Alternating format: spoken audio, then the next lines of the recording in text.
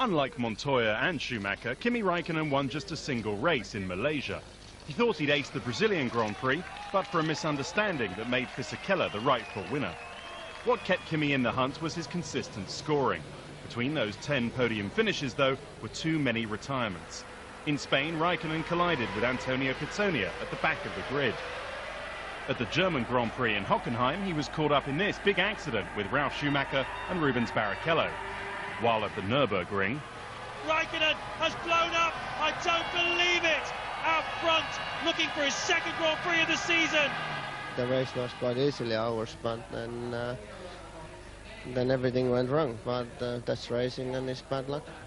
Kimi's championship was effectively ended at the US Grand Prix, this time by an Indianapolis rain shower. In the dry, Raikkonen was set to beat Schumacher, forcing a championship showdown. But the weather gods must be Ferrari fans. Raikkonen certainly seems quite strong. He'll be hoping to keep it going to Suzuka, as here comes Michael Schumacher.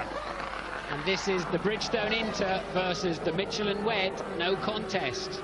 Kimi would have to win the last race, with Schumacher failing to score. The championship as good as over. It's even more difficult now than it was before the race, but we did what we could, and just wasn't enough today. Raikkonen had problems with the new one-shot qualifying, often trying to do too much too soon. Starting 20th in Canada would lose him the championship lead. He'd never get it back.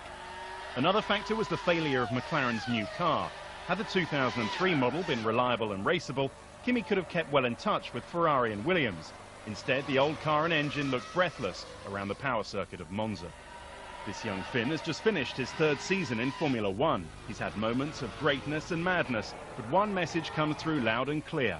Give him the right car, and Kimi Raikkonen is ready to win world championships.